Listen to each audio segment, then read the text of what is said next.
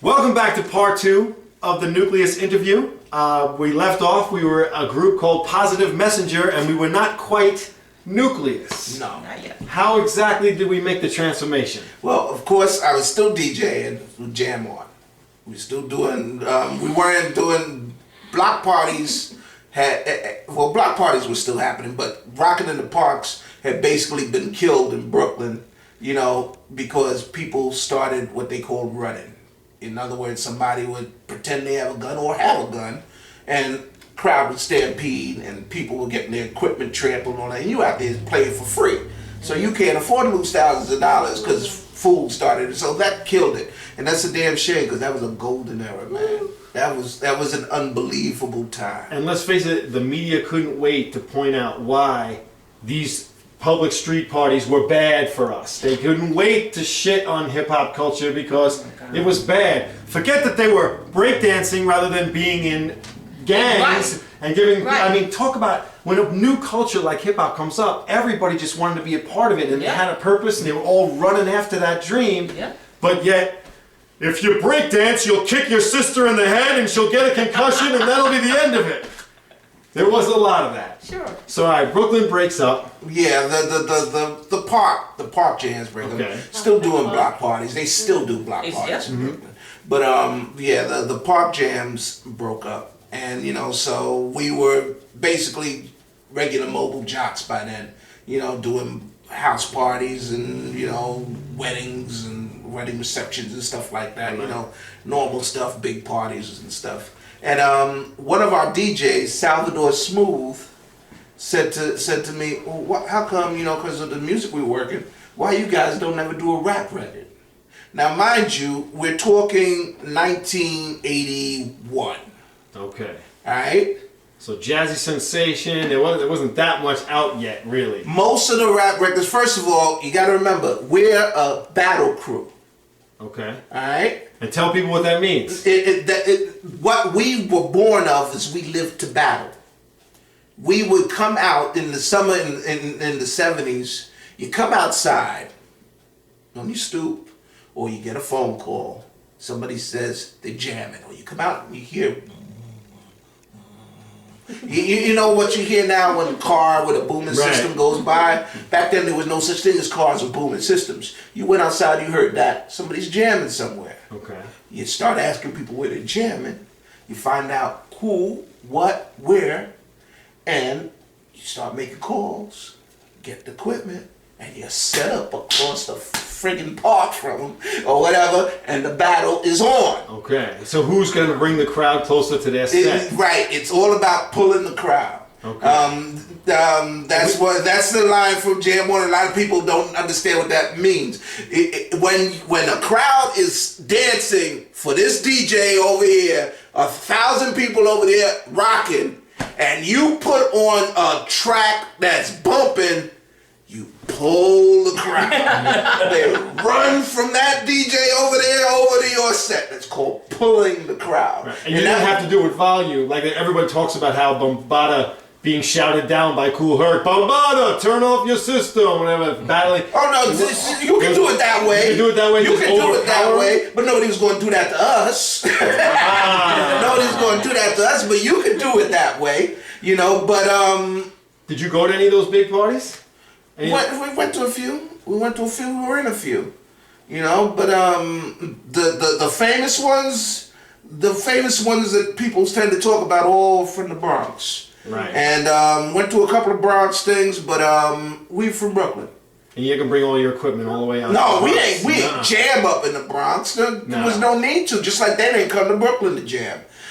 We did a battle one time at the Salvation Army on Bushwick Avenue, and we were told it was the Disco Twins. To this day, I doubt that it was the Disco Twins, because I'd always heard amazing things about the Disco Twins equipment, and these cats, they had some equipment, but it wasn't amazing. Whoever it was, we blew them out. Matter of fact, they set up, and we set up directly against them. There was some other crews there too. It was a big battle, about 5 different crews. And people were coming up as we were setting up and said, don't even turn on, you guys won already. So, you know, so I doubt it was the Disco Twins, because I've heard they had tractor trailers full of stuff, and we couldn't have handled that. But anyway, Newcleus. It's about making a record now. Okay. We had a battle mentality. So that meant that not only did your crew have to be on, your MCs had to be on. Right. You know, so we had MCs, and MCing in Brooklyn was different than what mostly happened in the Bronx. In the Bronx, there was a lot of routines and stuff like that. You know, guys trade off with each other and all that. In Brooklyn, the style was basically go for dolo, battle rhymes. Okay. You know, somebody was spitting and then pass the mic and somebody else would spit. It wasn't really a routine thing. There was some cats that did routines, but that wasn't the culture there. Okay. And you only let the dopest cats run. Okay. So when the records started coming out, we weren't feeling them for the most part. There were a couple that just stood out. We love super rhymes, you know, and it probably had a lot to do with style. Jimmy Spicer was from Brooklyn, so that was a classic Brooklyn style. Whereas a lot of the Bronx stuff that was happening, or Bronx and fluid stuff that was happening, was not the kind of stuff we were used to hearing. So I'm not going to try and pass judgment on saying ours was better, but it wasn't what we were feeling. Of course. So, you know, since it wasn't what we were feeling, you know, we weren't trying to hear it. So 2 years later, 1981, he's telling me, why don't y'all make a rap record? And remember, I'm a DJ, I'm not an MC. Okay. I'm like, please, a rap record. But I figured, as just to have some fun, I would put together a track, just, you know, to have fun. And it decided to do an anti-rap record. Okay. You know, making fun of all the rap groups that were out and stuff like that. So I took a song that we had called "No More Running," and I cut it in half and put it, and I called it "Jam On's Revenge." Gotcha. Jam On is having, you know, revenge on whack rappers. This is the one that you had room at the end of the tape? Yeah. And you just wanted to put one more track together. You said, let's put our live show on. Right. Well, not our live show. It was a track that I put together, you know, with the Munchkin vocals and all that. We weren't from outer space. Right. My main voice was a Munchkin voice, and it was a John Wayne imitation that I did. Okay. And mind you, I did this whole thing myself, you know, because it wasn't a Positive Messenger thing. It was just me having fun. Okay. You know, and we used to play it, you know, we do getting parties, you know, jam on parties, we put that on, you know, and people would bug, and, you know, and it would rock. And I decided, you know, at the same time, we were shopping the Positive Messenger stuff. Okay. And we shopped it to this cat named Joe Webb, who had listened to the Freak City stuff a couple of years before. Okay. You know, and he was the only person who would listen to it. So I was going to Tommy Boy, because we came up with this track, right, called Computer Age. Bumping, fast, hard-hitting track, talking about computers and how they're taking over the world and so forth and so on. Are we under their control, or are they under our control, or what? And push the button was a reference to the guys in the silos pressing the button? Right. Okay. Well, not the silos, but anybody push the button, you know, on whatever the computers are controlling. Hell, you had a computer drum set from pushing the button. Yeah, but I didn't see that as a computer. Okay. You know? Now I realize, you know, fool, everything you had was that was computerized. And also, if you look around the house, we got computers everywhere. Right. You know, but at the time, I was looking at the fact that everything financial, you know, everything about our society was becoming computer automated. So I was looking at that and was talking about that. You know, so by the way, man, I was only 10 years old when this was going on. And already, when I was 10 years old, they brought in computers and they said, okay, kids, we're going to teach you how to learn about basic language. And they had these games like Lemonade Stand and stuff like that just didn't have any graphics at all, but they knew it was the future. And they couldn't wait. And all they knew was that the kids are the only ones that are going to be able to take this on. And they just... Sure. That's what I remember about it. Yeah. Lemonade Stand. How much sugar you gonna buy? What's the weather gonna be like that day? And that was your game. Oh my God. Yeah. So yeah, exactly. At the same time, Computer Age, Planet Rock comes out. Okay. It's huge. And I'm listening to this, and I'm saying, computer age, I'm saying, if that's a hit, I know this could be a hit. So I'm going to Tommy Boy. You know, because as a DJ, you know all the labels and all that. Absolutely. Because if they love that, they'll love this. But I figured I'll stop at Joe Webb. And so I put together a tape of all of this stuff that we were working on, all the Positive Messenger stuff. Have room at the end of the side B.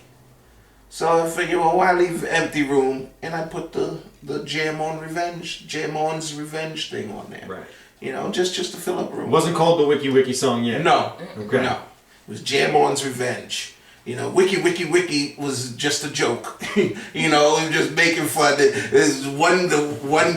was from a battle where we blew some cats out. See, because we didn't scratch. We started out as disco DJs, so we ended up adding cats to scratch. And Quadro ended up learning to scratch, but like I never learned how to scratch. Never needed to. We used to blow people out scratching. You know, they'd be scratching. We just drop bombs on funky records, and we was that good that I could work any break, you know, just as fast as scratching it. The scratching it don't make a difference. As a DJ, the people rocking. I don't scratch in my sets either because I respect the music. Exactly. If I just keep hitting them with hits, they don't even care. Exactly. They want to dance. So we had blown this crew out, and the guy came over to us and said, "Yeah, you guys are bad, but you can't do this. Wiki, wiki, wiki, wiki." And I just laughed at him. Okay. I said, "I ain't got to wiki, wiki, wiki. Take your ass home." You know. Wow. Don't call us for any money. I'm telling you now, you're not I can't getting remember his name. What was that? I'm not remembering your name. No. So the Wiki Wiki song was like the street name for Jam On's Revenge, right? Well, Jam On's Revenge, no, it wasn't. Didn't have that. That was just part of the joke. Okay. You know, yeah, you guys are bad, but you can't do this. Wiki, wiki, wiki, wiki. But when I played it, after we sitting there and he's listening, he's loving everything on the tape. Okay. Loving everything on the tape. Believes Computer Age is a hit. Mind you, I'm going to Sunnyview. I mean, not to Sunnyview, to Tommy Boy, but he's sitting there, he's getting me all excited, loving it all. Jam On's Revenge comes on, he lost his mind. That's it! That's it, he's dancing. That's it, that's the hit. Oh, this is going to be big, and so forth and so on. Okay. So, he's the one. And it wasn't, matter of fact, it wasn't, I don't even know if it was his idea, because if you look on Mayhew release, it doesn't say Wiki Wiki song. I think Sunnyview added the Wiki Wiki song part. You know, which is understandable. You do everything you can to sell that piece of plastic. But so he's all excited, and I'm like, yeah, but that wasn't supposed to be serious. We'll make $500,000 in a year, blah blah blah blah. Okay then.